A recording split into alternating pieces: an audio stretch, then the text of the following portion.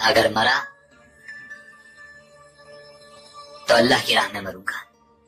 یقین کریں ذرا برابر خوف نہیں مجھے. افسوس ہو رہا ہے تم پر. اگر خود پر ترس نہیں آتا تو اس لڑکی پر ہی رحم کھاؤ تم. تمہاری خاطر کس حال میں ہے دیکھو.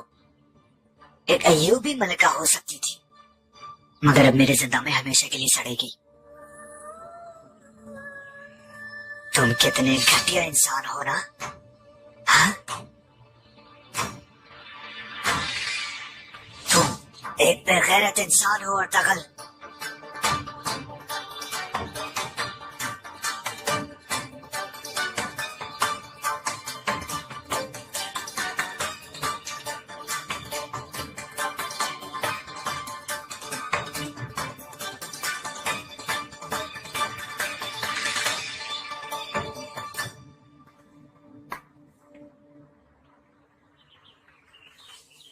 موت تو تمہاری آ گئی ہے ارطغرل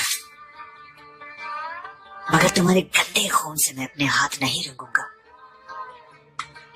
ایک سولی نصب کرو یہاں. پھانسی دی جائے گی اسے. جو کو معلوم پڑا.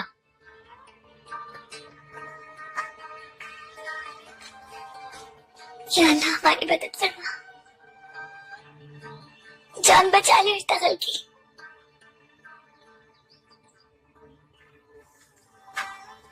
صلاح الدین کاروان سرائے میں ناصر ترکمانوں سے مل کر جو جال بن رہا تھا وہ بچانے سے پہلے ہی ٹوٹ گیا ہے.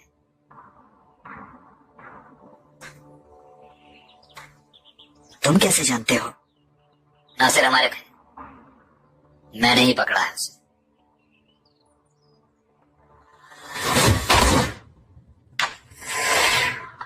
جانتا ہوں میرے سامنے جو کہا ہے وہ کمانداروں کے سامنے کہنے کی جرت نہیں تم میں ناصر. کتنے گھٹیا انسان ہو تم ارطغرل. اپنی زبان پہ قابو رکھ. بدسات. دیکھو تم بہت برے پھنس چکے ہو ناصر. تم ہمارے قبضے میں ہو اس لیے تمہارا لشکر حملہ نہیں کر سکتا. اور دوسری طرف تمہارے صلیبی آقا افتالیہ کی طرح تمہیں بھی زندہ نہیں چھوڑیں گے کبھی. ایوبیوں کے تمام امیر ایک ہو کر تمہارے قبیلے کو تباہ کر دیں گے. تم میں سے کوئی زندہ نہیں بچے گا ارطغرل. اور نہ تم شہاب الدین. اسلام کو خطرے میں ڈال دیا ہے تم نے. اپنی ناپاک زبان سے اسلام کا نام مت لو بد نسل. باندھ دو اس کو.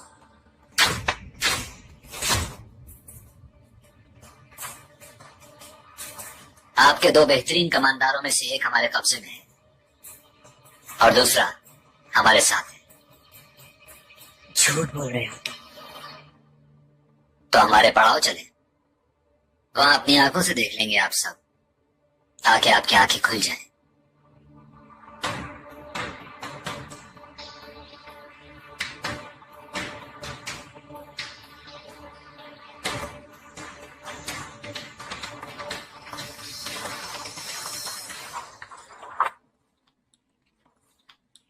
اگر گلدار اور ناصر کو نہ لے آتا تو ہمارا کام تمام ہو گیا تھا. بس العزیز کا لشکر فی الحال تو ایک جگہ رک گیا ہے این ہمارے سر پر آ کر.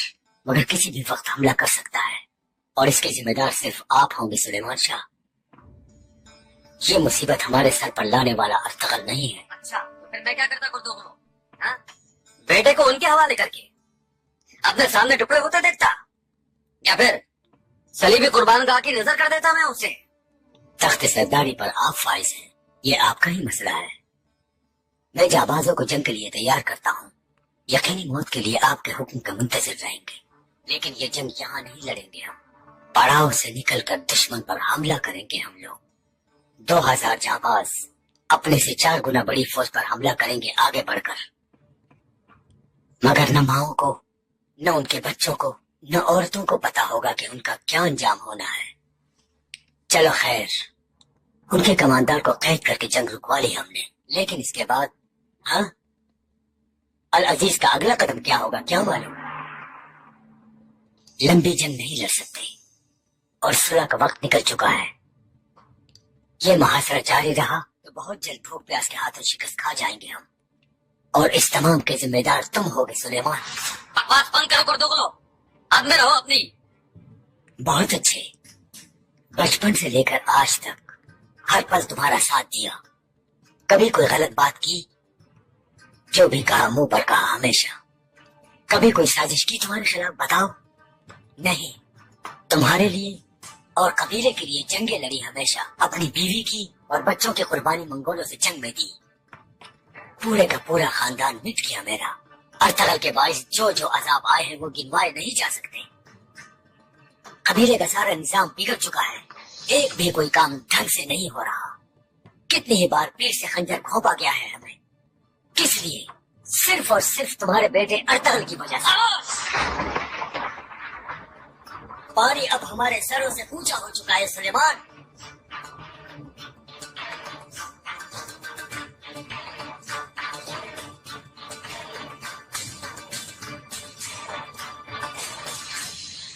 بابا، کردوغلوں کی حمایت ہمیں کھونی نہیں چاہیے۔ ارطغرل کے وسوسوں کی وجہ سے ان حالات میں یہ ہمیں چھوڑ گئے تو برا ہوگا، اور ان کی وجہ سے معززین نے بھی اگر حمایت ترک کر دی تو یہ ہمارا قبیلہ خدا نہ کرے برباد ہو جائے گا۔ بابا، اب ہمارے قبیلے کا نظام بہتر ہونا چاہیے۔ ارطغرل کے خلاف نہیں ہوں میں، لیکن بات یہ ہے کہ اسے بھی اصولوں کے دائرے میں رہنا چاہیے۔ سردار کی اور باپ کی حیثیت سے آپ کی ذمہ داری ہے، آپ کے سامنے کب سے وہ میری کسی بات پر کان نہیں لیتا۔ ارطغرل اچھی خبر لے کر آئے گا، معلوم ہے مجھے۔ کیسی اچھی خبر بابا؟ آپ جانتے ہیں سب، وہ حلیمہ کو لینے گیا ہے۔ یہ کیا کہہ رہے ہو تم گلزارو؟ ارطغرل اتنا کمزور آدمی ہے یا نہیں؟ تم یہی بات کہنا چاہ رہے ہو؟ وہ عاشق ہے بابا، عاشق، ایک بے خودی کے عالم میں روانہ تو ہوا ہے، خدا جانے ہماری فکر ہے بھی کہ نہیں۔ اس لڑکی کے چکر میں ہمیں بھول بھی جائے تو تعجب نہیں ہوگا۔ بابا، حلیمہ کو یہاں پہ لے کر آنا صرف سلجوقوں کی ہی نہیں، العزیز کی بھی ناراضگی مول لینا ہے۔ ایک لڑکی کے پیچھے پورے جہان کو دشمن بنا لیں گے کیا ہم؟ اجازت چاہتا ہوں بابا۔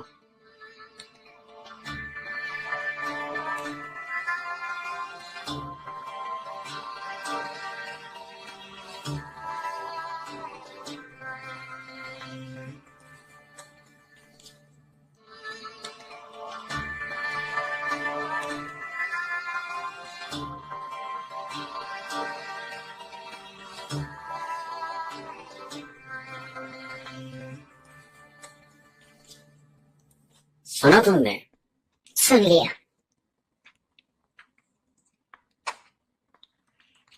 کیا کہتی ہو؟ صاحب، یہ جو آپ کا منہ بولا بھائی ہے نا، یہ صرف قبیلے میں ہی نہیں، آپ کی اولاد میں بھی زہر بھر رہا ہے۔ یعنی شہناز کی طرح؟ خدا جانے اب وہ کب امید سے ہو پھر۔ کیا خبر ہوئی نا؟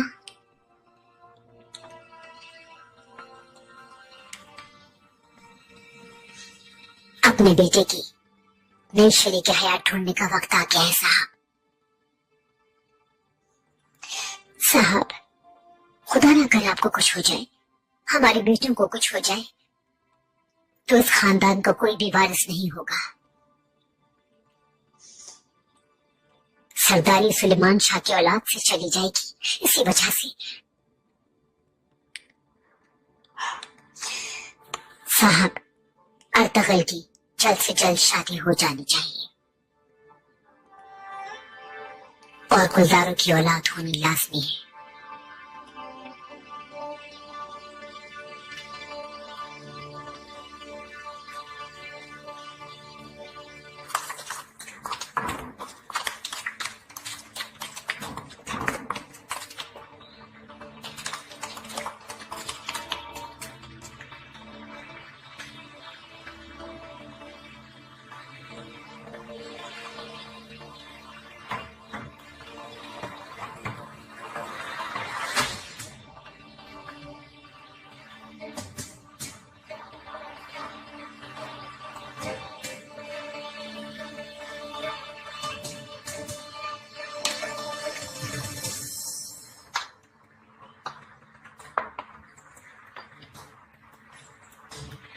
اب بھی ضد پر اڑی رہو گی حلیمہ؟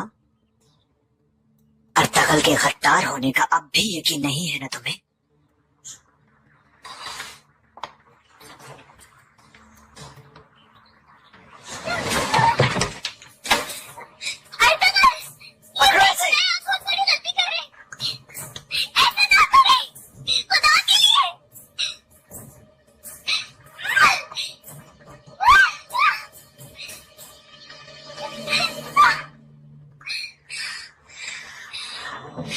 سچ سچ بتا دو مجھے، جھوٹ بولا ہے تم نے؟ دیکھو اللہ کی قسم کھا کر کہتا ہوں، صرف تمہیں ہی نہیں ماروں گا، حلیمہ سلطان بھی مرتے دم تک انتہائی خوفناک صدام میں سڑے گی۔ مجھے سب سچ سچ بتا دو۔ آنکھیں کھولیں امیر علی قدر، کچھ سوچیں خدا کے لیے۔ عالم اسلام کی کیسی تباہی کا سبب بنیں گے آپ، کتنا معصوم خون بہے گا سوچیں۔ ہٹو یہاں سے۔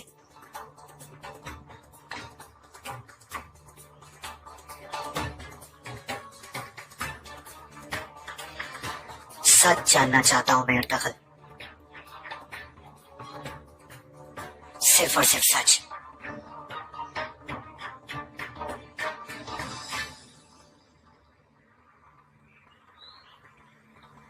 میں نے روح کی گہرائیوں تک تم سے محبت کی ہے حلیمہ سلطان،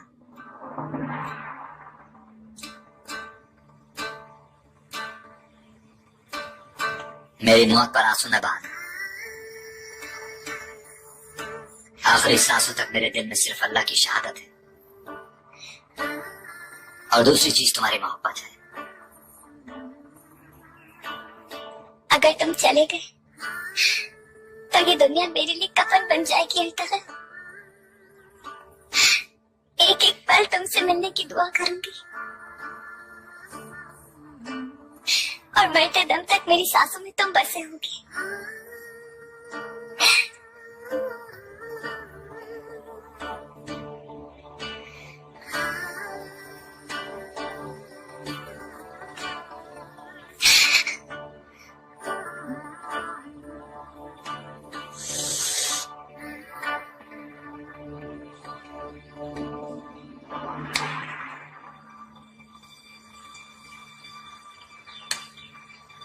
کھول دو اسے۔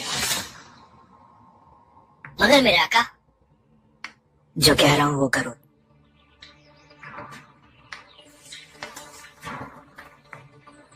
کائی پڑا ہو جا رہے ہیں ہم لوگ۔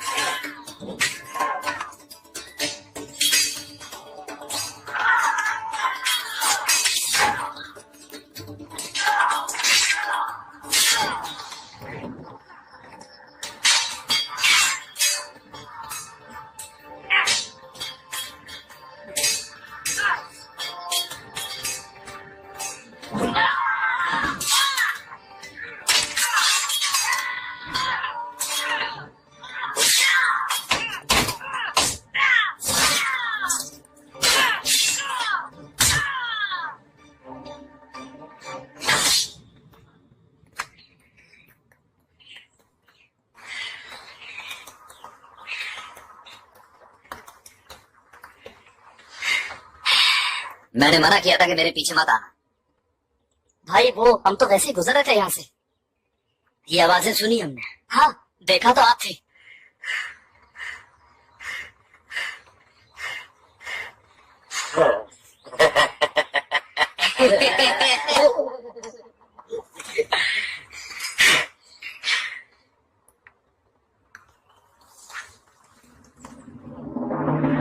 یہ کیا کیا تو نے؟ کیوں کیا یہ؟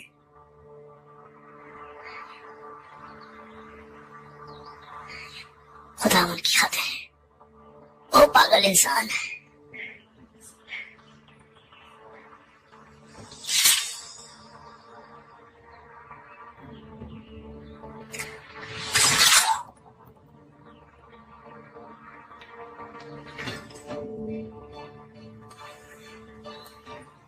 یا اللہ، یہ کیا ماجرا ہے؟ سلیبی پورے حلب میں ایسے پنجے گاڑ چکے ہیں کہ آپ بھی انہی کی آنکھوں سے دیکھ رہے ہیں امیر علی قدر. میرے ذاتی محافظ، میری جان کی حفاظت کرنے والے یہ سپاہی سبھی سلیبی ہیں کیا؟ اور ان کے 2 افسر ہیں. ایک کو آپ نے حلب کی دولت سونپی، تاجر کے روپ میں ملنے والا ابو الشام، اور دوسرا کماندار ناصر. لیکن اس وقت ان سب کا صفایا کرنے کا موقع ہے امیر علی قدر. اچھا تو کیا کرنا ہوگا؟ کہتے ہیں جب ملک میں نااہل لوگ ہوں تو سمجھنا چاہیے کہ قیامت بہت ہی قریب ہے. امیر علی قدر، کام اہل لوگوں کے حوالے کریں. آپ کے ماموں شہاب الدین صاحب ہمارے پڑاؤ پر آپ کی جانب سے اچھی خبر کے منتظر ہیں.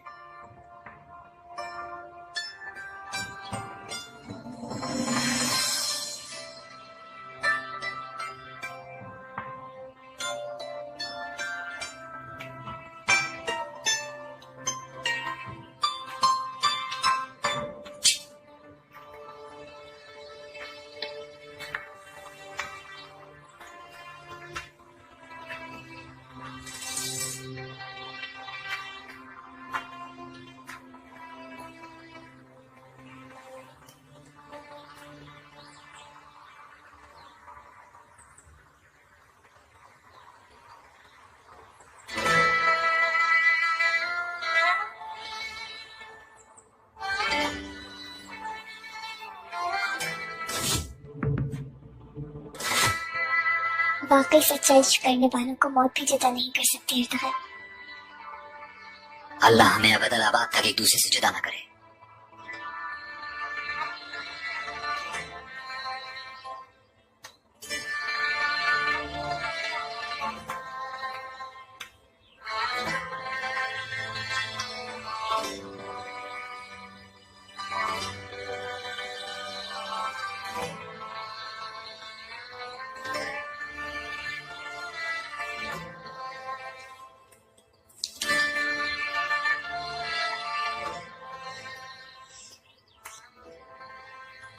کماندار گل خان، تمام کمان شہاب الدین وزیر اعظم کو لوٹا رہا ہوں. وہ فوج لے کر حلب واپس جائیں گے. تم کماندار ناصر کی عبرتناک سزا کا حکم اور میری ذاتی معذرت سلیمان شاہ کو پہنچاؤ.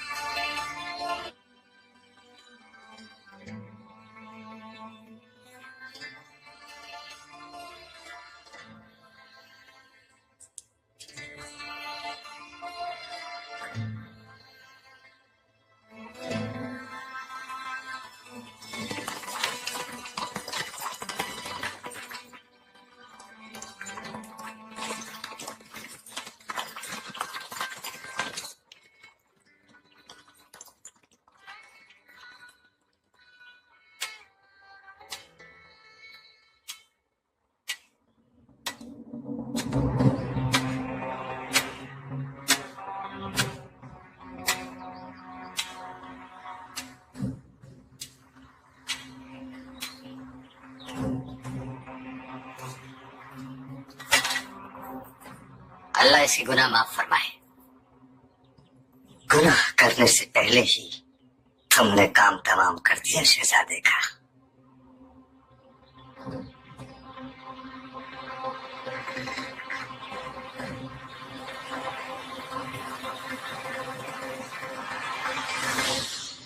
ये शाही जंजीर बजाते खुद सुल्तान अलाउद्दीन की खिदमत में पेश करना, ताकि इसकी मौत का यकीन हो जाए और सुकून मिले उन्हें।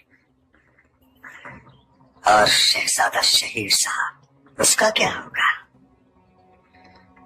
वो तो अभी महल में है, उसे भी जल्द से जल्द मार दो आरफी।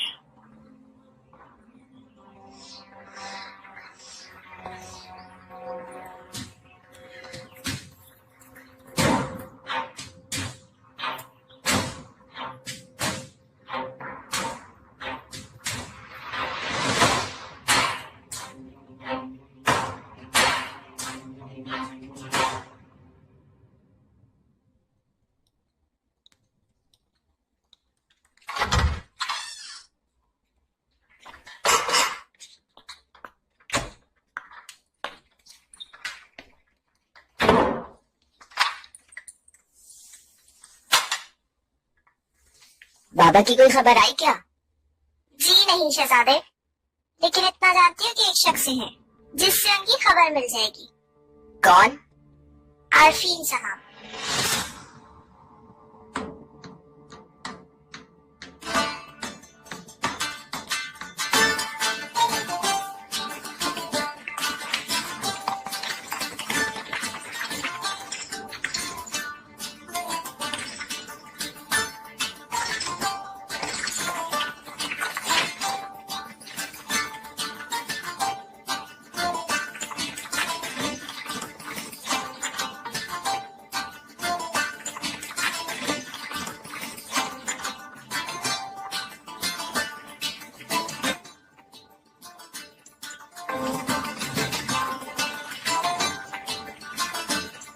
हम हर हथकंडा पर हुए काल ला चुके हैं कार्दिनाल आली खादर। खुद हलब और तबरेज के लिए मंसूबों के मुताबिक हम सलीबी जंग के लिए तैयार हैं। खाना जंगी, वबा, अंदरूनी साजिशें, मजहबी इंतहा पसंदी, इतने कम वक्त में इतना कुछ कर दिया हमने, ये तो माने क्या? अच्छा, वो कौनिया में कारा तो नामी एक आदमी था, उसका क्या हुआ? अच्छा हाँ, ये तो वो अनकरीब वो भी अंजाम को पहुंचेगा कार्दिनाल आली खादर। तुर्कमानों और अय्यूबियों को आपस में लड़वाने के लिए भी तैयारियां जारी हैं, बस आज कल में मुकम्मल हो जाएंगी। लेकिन वो अर्तगल उसे नहीं मार सके ना। हलब के फौज ने काई कबीले का मुहासरा कर लिया था मोहतरम। जल्द ही काई लोगों का मसला भी खत्म हो जाएगा। महीनों से तुम इब्नुल अरबी की वो अमानतें मुझे लाकर देने का कह रहे हो पेट्रोचो। मैंने तुम्हारे कहने से पापा आजम से भी कह दिया था, तुमने मुझे झूठा बनवा दिया। खुद में है वो इब्नुल अरबी, जैसे ही आएगा हम काम दिखा देंगे। अगर अपने वादे की पासदारी नहीं करोगे तो मैं सलीबी फौज को कैसे आमादा करूंगा? ये आखिरी मौका है तुम्हारे लिए। अगर तुम अर्ज़ मुक़द्दस में यसू मसीह के खास जंगजू में शामिल होना चाहते हो तो तुम खूब जानते हो इसके लिए क्या करना होगा। चलो चले क्लैडियोस।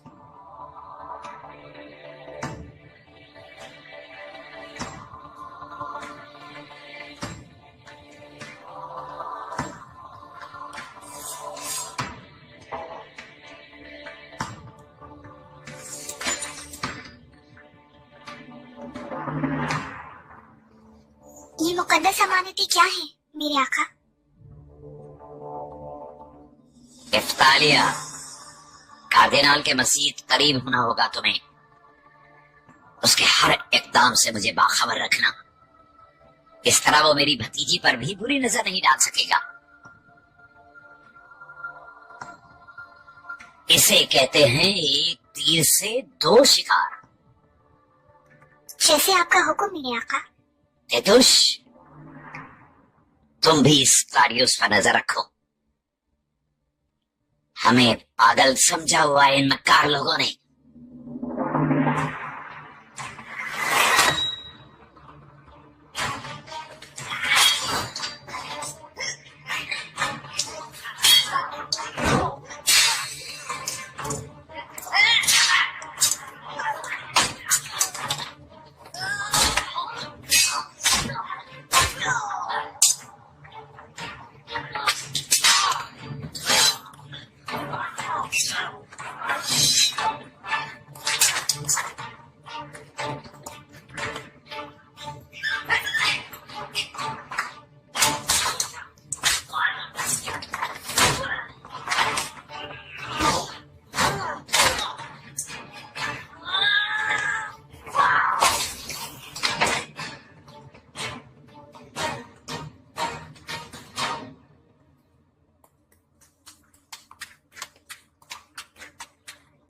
तुम्हारा नाम क्या है जवान?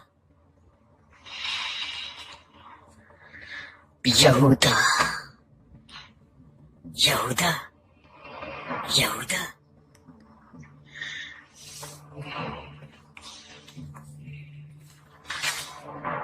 वाह जनाब नूरकुल साहब, वाह।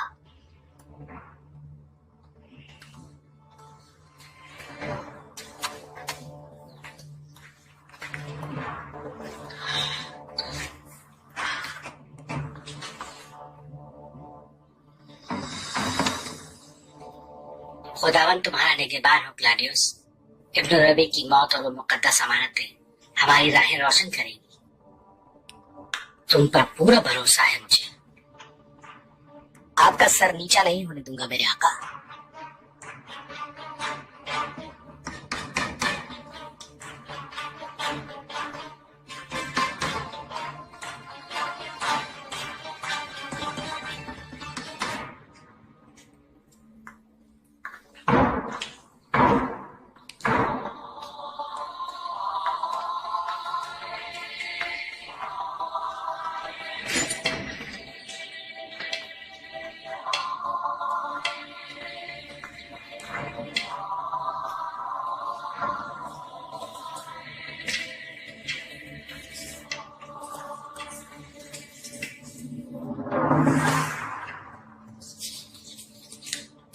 लानत हो तुम पर मनहूस तुर्क, लानत हो।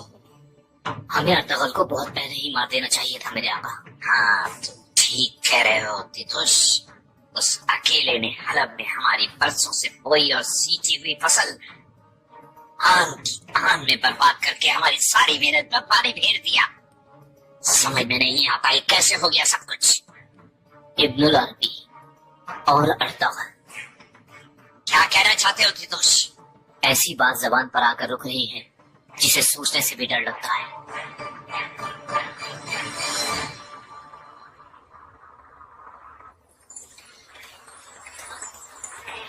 ये देखो, ये सब है ये। बस ऐसे ऐसे करके नर्म कर लो।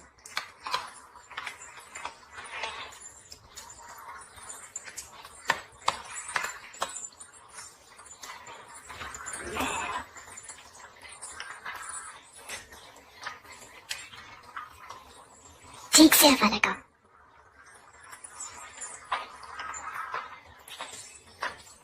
जरा खींच कर बना।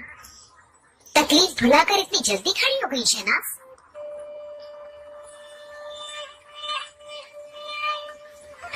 तकलीफ तो भूलने वाली नहीं अम्मी जान। घर में पड़े हुए वक्त नहीं गुजरता। काम पर इसीलिए आ गई हूँ कि किसी तरह दिन तो कट जाए। सही कह रही हो, दुख तो बहुत बड़ा है।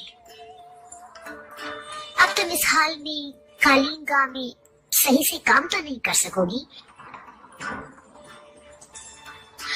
तो आज से यहाँ पर रोशनी संभालने की काम।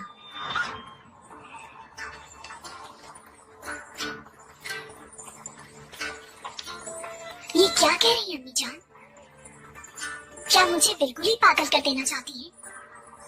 यूं लग रहा है कि बच्चे की मौत का जिम्मेदार मुझे ठहराकर सजा देना चाहती है इस तरह।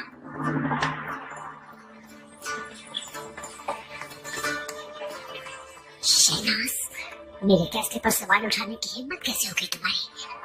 हाँ, याद में रहो अपनी। आज से तुम किसी काम को हाथ नहीं लगाओगी। यहाँ जाकर खेमे में आराम करो और दोबारा उम्मीद से होने के लिए सेहत बेहतर करो। अपने आराम का बहुत ख्याल रखो तुम। गुलदारों के साहिब औलाद होने का वक्त तेजी से गुजर रहा है और तुम्हें जल्द मां बनना होगा। और अगर दोबारा मां न बन सकी तो सरदारजादे को तो औलाद चाहिए। औलाद होगी तो नस्ल भी आगे बढ़ेगी। तो उसके लायक वही औरत होगी जो मां बन सके। शहनाज, सब तवज्जो से सुनो। छोड़ दो सारे काम। आज के बाद कालीन का की निगराह रोशनी होगी। उसकी हर बात मानोगी तुम लोग। उसका हर हुक्म मेरा हुक्म समझना। बाहर आ गई है, हमें बहुत जल्द नया माल तैयार करना है। दिलो जान से काम करो और माल तैयार करो तेजी से। चलिए बिस्मिल्लाह।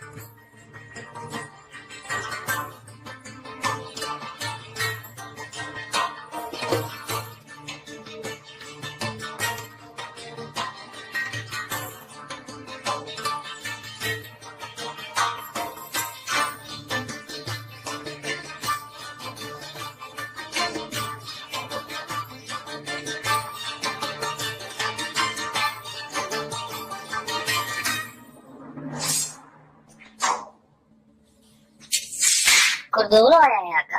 फौरन भेजो उसे। मेरे आका, काई कबीले और अतगल को रास्ते से हटाने के लिए सबसे बेहतर मौरा ये आदमी है। कम से कम ये नासिर की तरह अहमक तो नहीं है।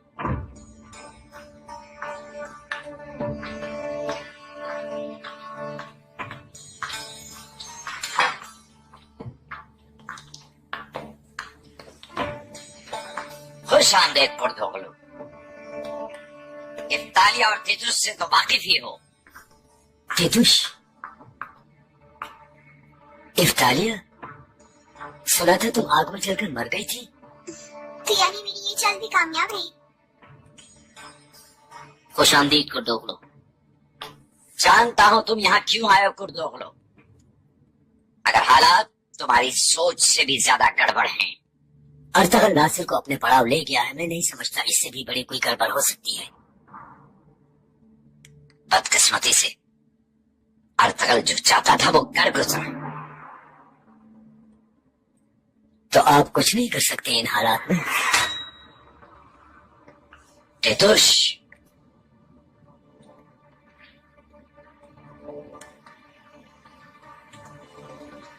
एक वक्त था वो छोटा सा बच्चा अर्तगल हुआ करता था जिसे मैं सफ तोड़ने पर सजा दिया करता था। मगर अब बड़ा हो गया है और किसी की भी नहीं सुनता है वो अर्तगल। मुझसे अगर काम लेना चाहते हैं तो शराइत पर नजरसानी करना बेहतर रहेगा।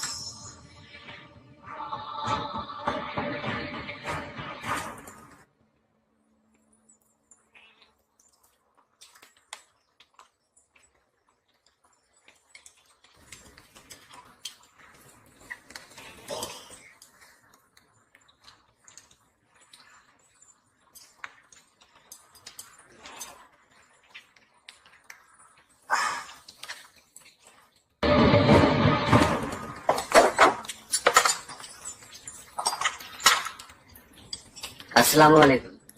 वालेकुम अस्सलाम सरदार। खुश आमदीद।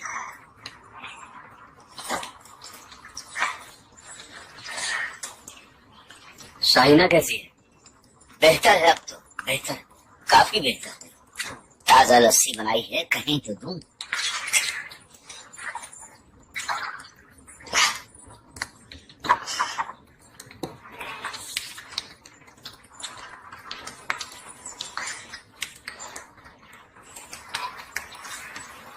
कुर्दोगलो के बारे में तुमने जो कहा था उस पर गौर कर रहा हूं मैं।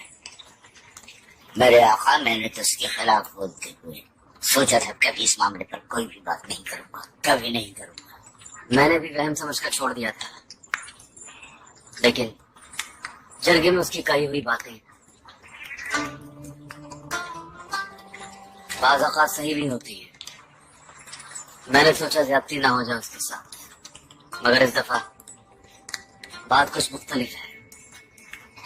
مجھے معلوم ہے، سب معلوم ہے، بلکہ سبھی کو معلوم ہو چکا ہے اس نے جو بدتمیزی کی ہے.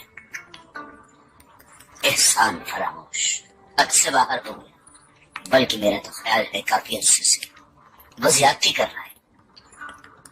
پھر پچھلے کچھ عرصے میں جو لوگ شہید ہوئے ہیں ان کے لواحقین کو بھی ملا لیا ہے اس نے اپنے ساتھ.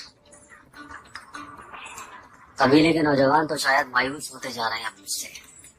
ایسا نہیں ہے آقا، کتنوں کو میں جانتا ہوں آپ کی ایک پکار پر جان و مال نثار کر دیں گے. آپ بہت سے ایسے ہیں جو انتظار میں ہیں کہ آپ انہیں بلائیں کبھی، اور قبیلے کے حالات پر آپس میں گفتگو بھی کرتے رہتے ہیں. ویسے ان حالات سے مجھے ایک شخص یاد آتا ہے. وہ کون؟ شہناز کا باپ. وہ بھی ایسے مشکل حالات میں طرح طرح کے معاملے اٹھا کر قبیلے والوں کو آپ کے خلاف اکساتا رہتا تھا تاکہ کوئی موقع ہاتھ لگے تو سرداری پر قبضہ کر لے. کم برداشت نہیں کیا تھا اسے آپ نے بھی اور لوگوں نے بھی. یہ دیکھیں